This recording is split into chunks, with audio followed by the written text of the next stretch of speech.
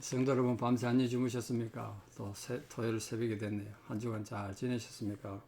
함께 찬양드리며 하나님 예배자로 나가겠습니다. 524장 예전 찬사 313자입니다. 524장 갈 길을 밝히 보이시니 함께 찬양드리겠습니다.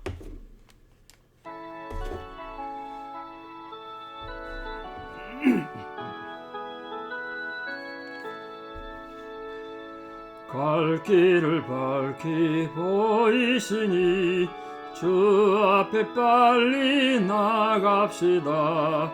우리를 찾는 구주 예수 곧 오라 하시네.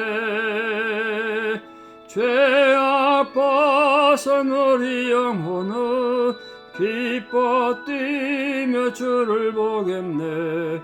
하늘에 계신 주 예수를 영원히 섬기리. 우리를 오라 하시는 말 기쁘게 듣고 순종하세. 구주를 믿기 지체 말고 속속히 나가세. 죄악 벗은 우리 영혼은 기뻐 뛰며 주를 보겠네. 하늘에 계신 주 예수를 영원히 섬기리. 주 오늘 여기 계시오니 다 와서 주의 말씀 드세. 듣기도 하며 생각하니 참 진리시로다. 죄악 벗은 우리 영혼은 기뻐 뛰며 주를 보겠네. 하늘에 계신 주 예수를 영원히 섬기리. 아멘. 함께 신앙 고백 드리겠습니다. 나는 전능하신 아버지 하나님 천지의 창조주를 믿습니다. 나는 그의 유일하신 아들 우리 주 예수 그리스도를 믿습니다. 그는 성령으로 잉태되어 동정녀 마리아에게서 나시고 본디오 빌라도에게 고난을 받아 십자가에 못 박혀 죽으시고 장사된 지 사흘 만에 죽은 자 가운데서 다시 살아나셨으며 하늘에 오르시어 전능하신 아버지 하나님 우편에 앉아 계시다가 거기로부터 살아있는 자와 죽은 자를 심판하러 오십니다. 나는 성령을 믿으며 거룩한 공교회와 성도의 교제와 죄를 용서받는 것과 몸의 부활과 영생을 믿습니다. 아멘. 2023년 10월 14일 토요일 새벽 하나님 주신 말씀 사무엘상 18장 17절에서 30절입니다. 사무엘상 18장 17절에서 30절. 사무엘상 18장 17절입니다. 사울이 다윗에게 이르되 내 맏딸 메랍을 내게 아내로 주리니 오직 너는 나를 위하여 용기를 내어 여호와의 싸움을 싸우라 하니 이는 그가 생각하기를 내 손을 그에게 대지 않고 블레셋 사람들의 손을 그에게 대게 하리라 함이라. 다윗이 사울에게 이르되 내가 누구며 이스라엘 중에 내 친속이나 내 아버지의 집이 무엇이기에 내가 왕의 사위가 되리까 하였더니 사울의 딸 메랍을 다윗에게 줄 시기에 몰라 사람 아드리엘에게 아내로 주었더라. 사울의 딸 미갈이 다윗을 사랑하며 어떤 사람이 사울에게 알린지라. 사울이 그 일을 좋게 여겨 스스로 이르되 내가 딸을 그에게 주어 그에게 올무가 되게 하고 블레셋 사람들의 손으로 그를 치게 하리라 하고 이에 사울이 다윗에게 이르되 네가 오늘 다시 내 사위가 되리라 하니라. 사울이 그의 신하들에게 명령하되 너희는 다윗에게 비밀히 말하여 이르기를 보라 왕이 너를 기뻐하시고 모든 신하도 너를 사랑하나니 그런즉 네가 왕의 사위가 되는 것이 가하니라 하라. 사울의 신하들이 이 말을 다윗의 귀에 전하매 다윗이 이르되 왕의 사위 되는 것을 너희는 작은 일을 보느냐. 나는 가난하고 천한 사람이라 한지라. 사울의 신하들이 사울에게 말하여 이르되 다윗이 이러이러하게 말하더이다 하니 사울이 이르되 너희는 다윗에게 이같이 말하기를 왕이 아무것도 원하지 아니하고 다만 왕의 원수의 보복으로 블레셋 사람의 포피 100개를 원하신다 하라 하였으니 이는 사울의 생각에 다윗을 블레셋 사람들의 손에 죽게 하리라 함이라. 사울의 신하들이 이 말을 다윗에게 아뢰매 다윗이 왕의 사위 되는 것을 좋게 여기므로 결혼할 날이 차기 전에 다윗이 일어나서 그의 부하들과 함께 가서 블레셋 사람 200명을 죽이고 그들의 포피를 가져다가 수대로 왕께 드려 왕의 사위가 되고자 하니 사울이 그의 딸 미갈을 다윗에게 아내로 주었더라. 여호와께서 다윗과 함께 계심을 사울이 보고 알았고 사울의 딸 미갈도 그를 사랑하므로 사울이 다윗을 더욱더욱 두려워하여 평생에 다윗의 대적이 되니라. 블레셋 사람들의 방백들이 싸우러 나오면 그들이 나올 때마다 다윗이 사울의 모든 신하보다 더 지혜롭게 행하며 이에 그의 이름이 심히 귀하게 되니라. 아멘. 우리의 시주에 마음이 어린 후니 하는 일이 다 어리다. 정철의 사명곡이 나오죠. 마음이 어리석으니까 하는 행동이 다 어리석다는 거죠. 오늘 사울을 보니까 사람이 참 너무 짠하게 안 됐죠. 어떻게 이렇게 완벽하게 타락할 수가 있는지, 이렇게 또 저질스럽게 사람이 변하는지 참 안 됐다는 생각이 듭니다. 우린 성경 읽을 때 참 주의하셔야 될 점이 다윗을 너무 또 흉내내서도 안 되고요. 우리가 아무나 다윗 될 수 없죠. 근데 또 사울을 보고 불평하고 비난하고 욕하는 것으로 이런 성경 읽는 의미를 가지시면 안 됩니다. 우리 속에는 사울의 모습이 없는가? 정말 우리를 비춰주는 큰 거울이라 생각합니다. 사울의 모습 속에 이 사울의 실수, 사울의 야비함, 사울의 이 불신앙, 또 이런 모습들을 이기심, 이런 것들 속에 우리 모습이 이거 보이지 않습니까? 우리들 모습이 거기 있는 거예요. 참 부끄럽고 한심합니다만 그게 인간의 모습이고 우리의 모습이 아닌가 생각합니다. 사울이 다윗을 시기하고 질투해가지고 죽이려고 별의별 짓을 다 합니다. 또 그 방법이 얼마나 야비하고 비도덕적이고 또 불순한지 한번 보십시오. 첫 번째 내건 조건이 뭡니까? 다윗에게 자기 맏딸 메랍을 아내로 줄 거니까 네가 나가서 뭐라고 표현했냐? 17절에 여호와의 싸움을 싸우라 이랬습니다. 지금 사울의 마음에는 하나님의 영이 없어요. 하나님의 영이 없다고요. 하나님의 영이 떠난 지 오래됐어요 벌써. 그래서 악령이 그를 괴롭히고 미친 사람처럼 떠들고 그런다고 안 합니까? 그런데 여러분 잘 들으십시오. 신앙인이 성경을 배워 알아요. 설교를 들어 많이 들어 알아요. 다양한 거 안다고. 좋은 소리, 세상에 좋은 소리 다 들었잖아요. 그런데 그 신앙인이 마음속에 악을 가지게 되면요, 이렇게 성경을, 자기가 아는 성경 지식 하나의 말씀을 사람 죽이는 도구로 쓴다고요. 오늘 사울이 말이 얼마나 아름답습니까? 여호와의 싸움을 싸우라. 지금 사울이 정말 여호와의 영광을 위해서 이런 말을 했습니까? 사울이 정말 하나님 나를 위해서 이런 말을 했냐 말이에요. 아니에요. 목적은 다윗을 죽이기 위해서요. 여기서 우리가 얻는 큰 교훈 하나 있습니다. 사람이 성경을 많이 알고 은혜로운 말씀 많이 듣는다고 사람이 안 변해요. 우리가 지난번 집회 때 그랬던 것처럼 예수를 정말 만나지 않고 우리 속에 성령이 없으면 사람 안 변한다 그랬지 않습니까? 이 사울이 그런 거예요. 이렇게 사울이 자기가 알고 있는 성경 지식, 제사 드리던 지식, 우리 표현으로 예배 드릴 때 가졌던 지식을 다윗을 유혹하는데, 다윗을 함정에 빠뜨리는데, 다윗을 죽이기 위한 도구로 썼어요. 말이 얼마나 아름답습니까? 너는 나를 위하여 용기를 내라. 그리고 여호와의 싸움을 싸워라. 이래 말했다. 그런데 목적이 뭐라고요? 내 손을 그에게 대지 않고. 왜? 사울이 다윗을 지금 죽이고 싶어요. 100번 1000번 죽이고 싶은데 왜 못 죽입니까? 지금 사울이 손을 내서 다윗을 죽이면 많은 사람들 볼 거 아닙니까? 그러면 누가 사울왕을 인정하겠어요? 아니 어떻게 저 전쟁 영웅을 골리앗을 쳐 죽인 민족의 영웅을 저래 죽이느냐? 나중에 사울이 그것까지 체면에다 팽개치고 다윗을 죽이려고 온 나라를 동원합니다만 아직 거기까지 안 된 거예요. 아직은 체면이 있는 거예요. 다른 사람 눈이 무서운 거예요. 다윗을 죽이고 싶으면 못 죽이고 자기 손을 더럽히지 않고 자기 손에 피 묻히지 않고 블레셋 사람들의 손을 그에게 되게 하리라. 나가서 전쟁하라. 전쟁하다 죽도록 만들었다는 거예요. 그걸 바라는 거예요. 여러분 이미 예전에 사울이 무슨 약속을 했냐 하면 골리앗을 죽인 사람에게는 분명히 자기 딸을 줘서 사위 삼겠다 약속했었습니다. 그랬던 기억나시죠? 다윗이 골리앗을 죽였으면 그 약속 지켜야죠.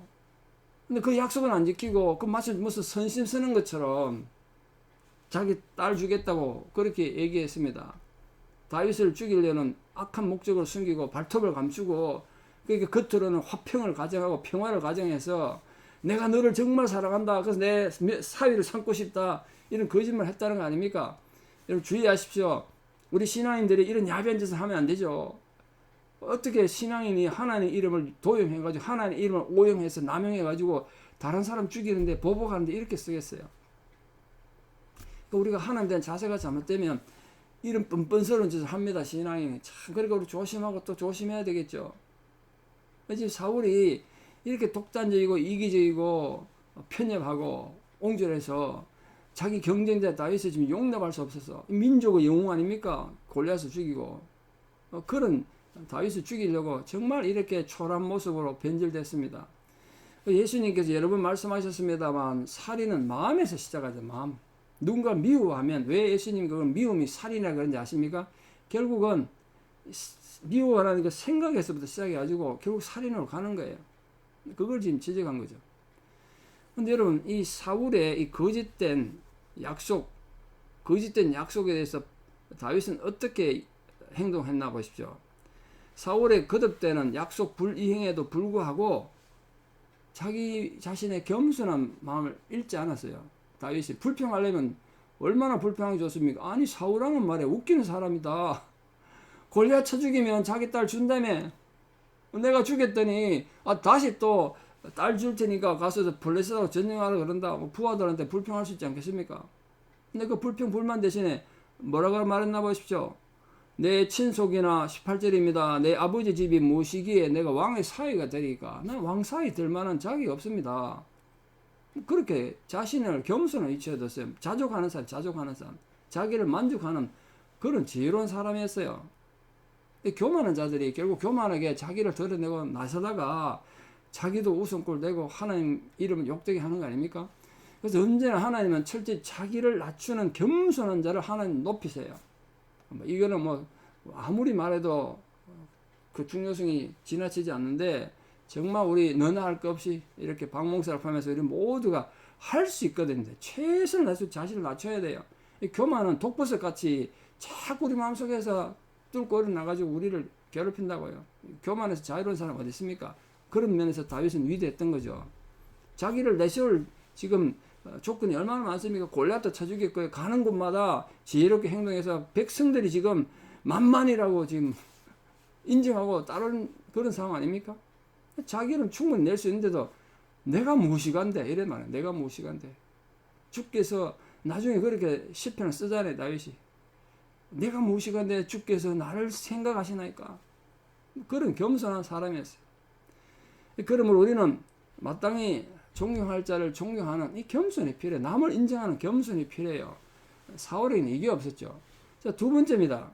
잘 보십시오. 21절에 미갈이 둘째 딸 미갈이 다윗을 사랑한다는 걸 알고 그걸 또 이용하기로 합니다. 참, 딸 둔 아버지 마음이 어떻게 이렇게 완악할까요? 그 딸 인생은 어떻게 됩니까? 예? 딸이야 뭐 과부가 되든 말든 딸이야 불행해지든 말든 딸을 이용해가지고 지금 다윗을 죽이려는 거 아닙니까? 자, 이번에는 미갈이 다윗을 사랑했대요. 뭐 사랑할 만하죠. 인물도 잘생겼고 그렇게 전쟁 영웅인데 젊은 여자였던 왕공주였던 미갈이 사랑했어요. 그거를 또 누가 사울에게 알렸습니다. 사울이 이게 절호의 기회다. 그래서 21절에 보시죠. 스스로 이르되 내가 딸을 그에게 주어서 뭐 한다고요? 올무가 되게 하겠다. 올무가 되게. 이 동기가 얼마나 나쁩니까? 아니 어느 친정 아버지가 딸을 사위에 올무로 줘가지고 사위를 죽이려고 합니까? 그런 악한 짓을 했습니다. 그게 사울의 한계예요. 근데 그 올무가 뭡니까? 블레셋 사람들의 손으로 다윗을 죽이리라. 그거였습니다. 이에 사울이 다윗에게 오늘 다시 네 사위가 되라. 또 그래 말했다는 거예요. 근데 사람들 통해서 말하니까 다윗은 그걸 신뢰하지 않았습니다. 왜? 사울이 자꾸 마음을 바꾸지 않습니까? 거짓말 몇 번 했잖아요. 또 왕의 사위가 되는 자의 지참금, 일반 귀족한테 사위가 돼도 많은 지참금을 줘야 되는데 상대가 지금 공주입니다. 왕의 사위면 얼마나 많은 돈을 주고 얼마나 많은 지참금을 줘야 그 사위가 될 자격을 얻겠습니까? 지금도 중동지방은 아내를 데려올 때 지참금을 준단 말이에요. 돈을 줘야 돼요. 그래 아내를 사오는 거죠. 이거 마치 여자를 사오는 식이 되다 보니까 이 여건의 인정을 잘 못 받고 있는 그런 상황이죠.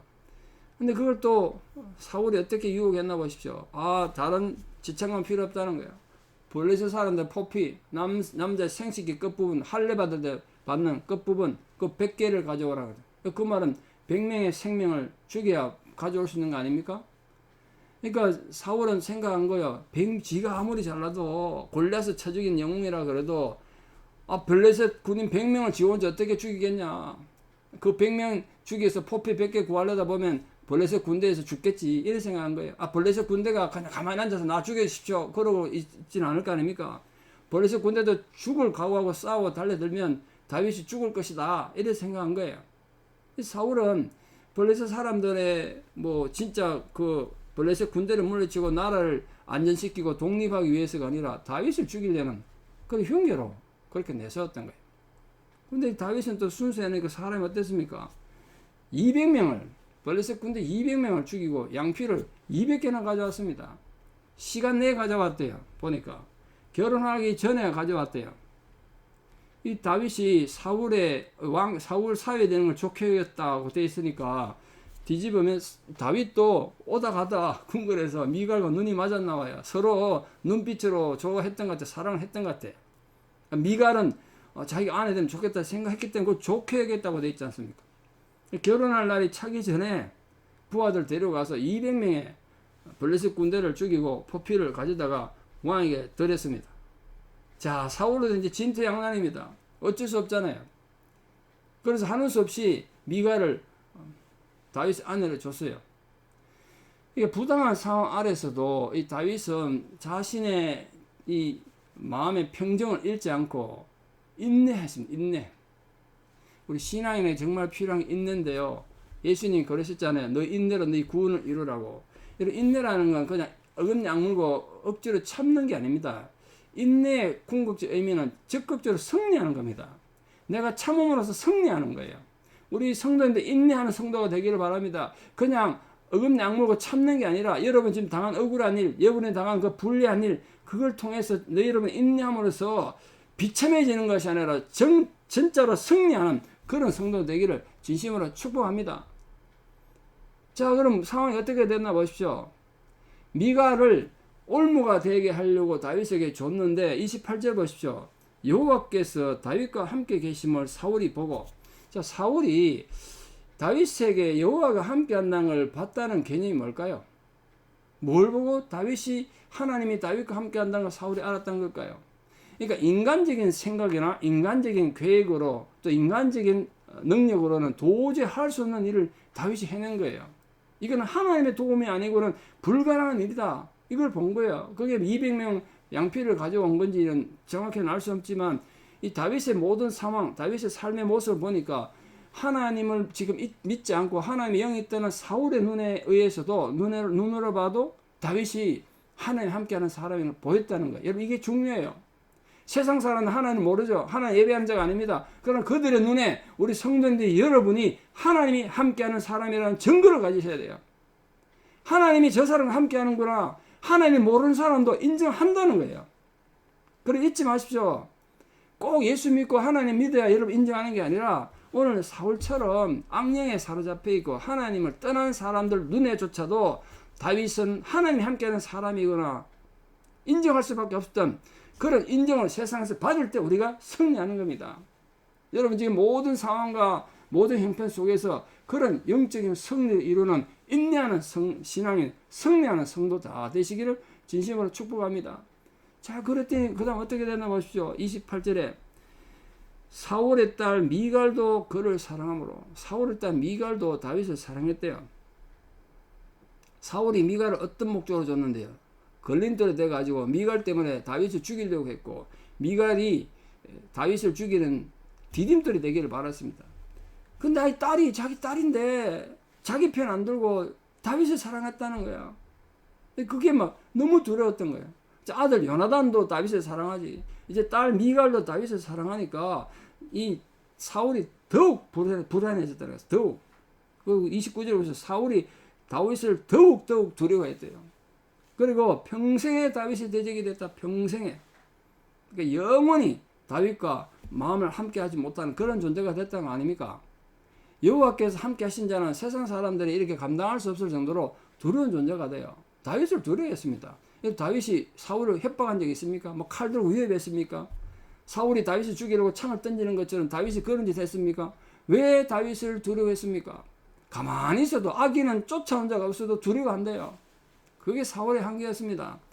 그러니까 여러분, 세상이 아무리 여러분을 위협하고 괴롭힌다고 해도 성도님도 두려워하지 마십시오. 흔들리지 마십시오. 그래서 예수님께서 우리 보고 담대하라 그래 말하는 거 아니겠습니까?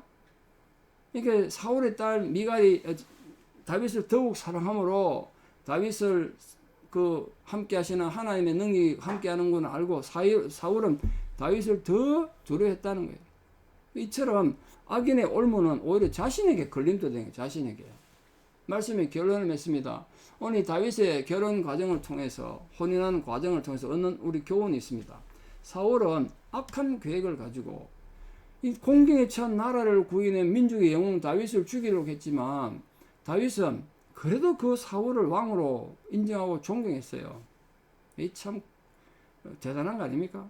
상대가 나에게 악을 행했다고 같이 악을 행하다가 악인이 되지 않도록 주의하십시오. 악을 악으로 맞서면 악이 이긴다 그랬잖아요. 참고 이길 때 믿음이 승리하는 거죠. 그 결과 사울은 결국 비참한 종말을 맞이하게 됐지만 다윗은 하나님 앞에서뿐 아니라 사람들 앞에서 인정받는 자가 됐습니다.